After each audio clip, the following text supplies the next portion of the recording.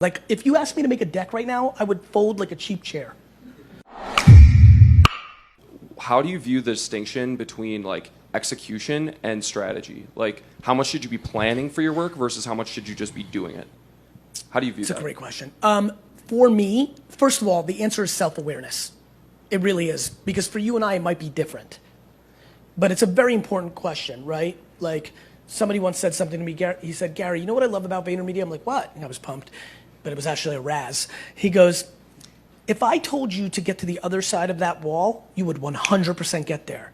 The problem with Vayner sometimes is you would, and we were in a glass office, he's like, you would run through the glass and get cut to get there when you could have just opened the door. He thought he was razzing me. I was pumped.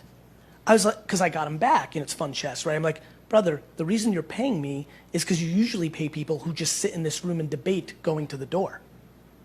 So I'm pro-doing much more than I hear. I believe a lot of my strategy comes from the A, B, C, D, E, F, G testing that gave me the answer more than me thinking I can come up with the answer. However, not having a good strategy is always a vulnerability too. But it's a vulnerability of wasted time that gives you context, like this investment earlier. I've already won by the bet. This could go out of business. The learnings over the next 36 months are ROI positive for the way I play. So I think you've got to know yourself because other people are I'm an entrepreneur.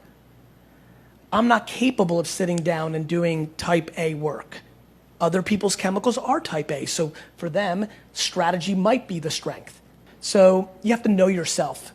And I think you have to lean into what comes natural, whether it's the gray or the black and white. I'm only comfortable in no and question marks.